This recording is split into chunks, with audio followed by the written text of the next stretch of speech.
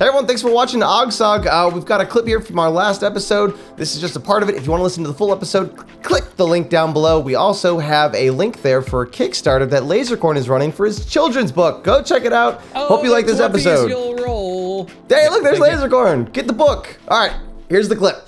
We asked Bose this, and I would love to, since we have you on as a guest as well, I'd love to kind of like look at the behind the scenes of you meeting us. Actually, do you remember? What a narcissistic question. What was it like when you saw us? Give me some compliments, or it could go the other way. Like we like to be very transparent here. We like to break down, the barriers. Get truthful. Like what was like the behind the scenes process of like, obviously you were going to. It wasn't like Bose who was coming into our circle per se. Like you were over on the Smosh side, but.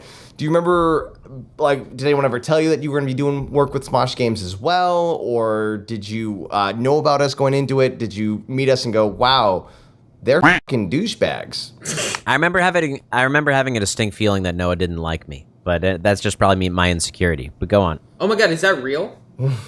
Yeah, but it was a joke? No, but I think it was just because, like, we're meeting you guys for the first time and you guys don't know what the hell's going on. And so I was just like, I mean, no one ever knew what the was going on. It's funny. It's not a personal thing. It's just my insecurity thing. Course. For some reason, I was like, I don't think this guy likes me. Well, no, it's a personal thing. First time I met you, I was like, what the is up with this scrawny dude? Go through Ellis Island? Sorry. I was really going hard on my fellow Jew. That's good. Can I just say real quick before you answer? Yeah, Sohinki, I have that insecurity too, where I think people don't like me. I had that once with Jesse Cox. I'm like, I don't think Jesse Cox likes me. But like, of all the people, Noah is the one person who I never had that with. And like, since like day one, he has always been like the guy who like likes everyone and gets along with everyone. In my mind, he always just was super friendly to everyone. So yeah, and it's not like that genuine nice thing. Like it's like he would like you'd find things to connect with. He'd take in conversation with you further. Okay, that was great. Okay. Do you need money, Joven? I don't have any. It's once he gets to know you that he says mean things like that, and then it's funny. Like, what did you hate about us? What did you not like working with us on? I was really like, when did I first meet you guys? I'm trying to remember. The first time I met you guys was in the office. We just went over to your side to say hi, and like we just walked over because again, no one ever told us anything. It was you, Courtney, and Olivia, right? You three came in as a group, and Keith, me, Olivia, Keith, and then Courtney came. Oh, Courtney came later. Yeah. Okay, Courtney and Shane came at the same time. Yeah, it was Noah, Olivia, Keith first. Gotcha. And there was one other girl, Maddie, who. Oh, I remember. Yeah. Yeah, I think you guys like saw her walking around. Maybe she met you guys too. No, she came over and met us too, I remember, but then she was gone relatively quickly. Yeah, she was gone. She was gone pretty quick. Not something I can talk about. I mean, I think I can, but I don't want to. That's fine. But yeah, first time I met you guys, I recognized you all because I'd seen you before in some of the Smosh content because they had us watch so much of the library. Mari, I had recognized because I had seen her. Because she's famous. Before. I'd seen one of Smosh Pit, right? You saw her do Smosh Pit? Yeah, the very first one before, or I guess the beginning of the second channel.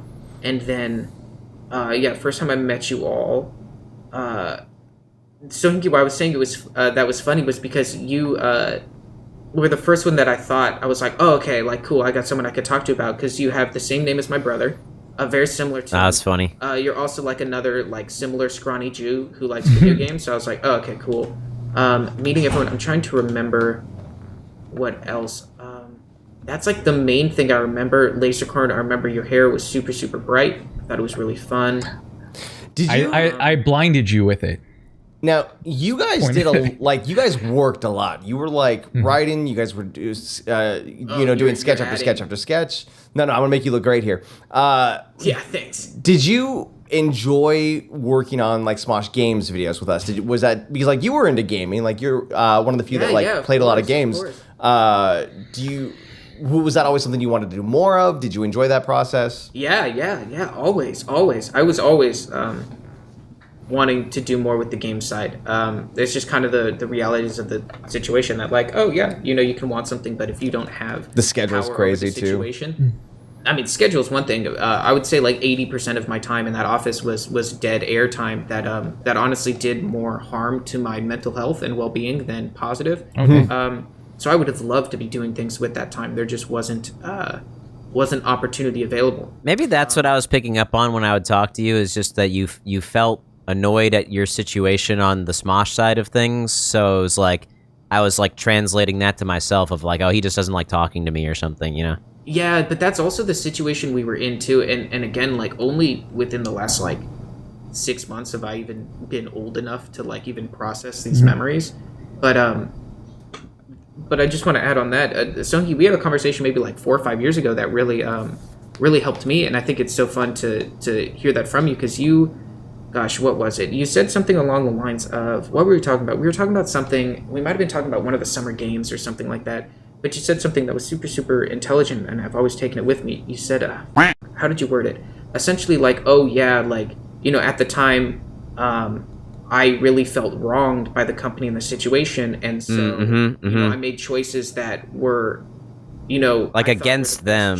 Yeah, but all that did was hurt my friends. And, and like, that was like such a immediate nugget that I was like, oh my god, I was doing the exact same thing. Not that I had the intention to harm anything, I just wasn't helping. Now with that being said, there were no opportunities to help, but it's like, you know, I didn't give an extra 100%, and nobody should ever have to give 200% at something. You know, 100% should be enough. But with that being said, you know, so it's definitely a two-way street. You were picking up on me also, you know, dealing with that environment. Well, yeah, when I was, that was, I mean, insight that I only got for myself after having left and like reflecting on the whole situation. But like while I was working there, I felt so wronged by Defy that I was like, well, I'm just not going to work for them then. You know, I'm going to do the bare minimum and I'm not going to do anything. But it was just like after the fact, when I really thought about it, it's like, well, they were still getting what they wanted. It was just like more of the work and like more of the frustration was getting put onto my friends. And also, and that's the hard part of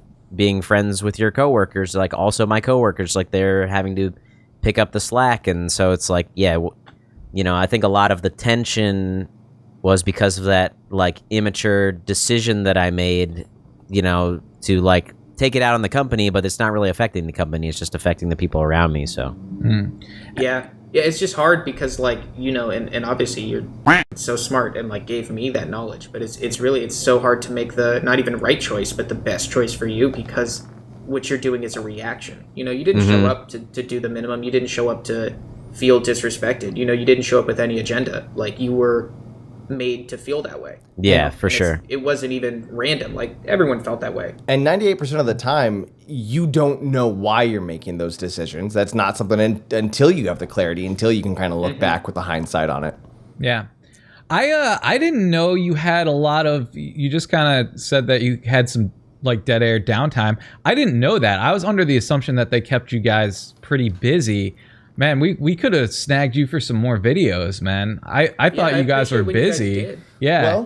Well, we would have. I felt like when we asked you to come in that we were like adding on to your workload. That was, I didn't know.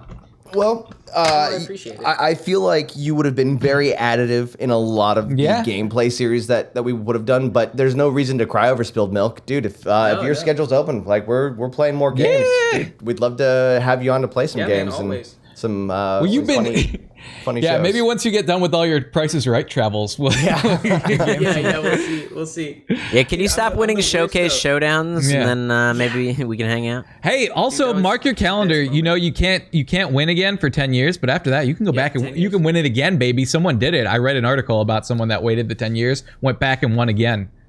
So do it. Be that. Like, if I live that long, be that guy. If you live an 10 you years. will live that long. You're young. What do you mean? Thank you to all the patrons. You can see their names listed over here. We're turning into an army. If you want to join us, check out patreon.com/OGSoG. And also, check out my Kickstarter. For the 20s You'll Roll. It's the book I'm kickstarting right now. And we've got a lot of great tiers over there. Link in the description. And thanks for watching. We'll see you next time.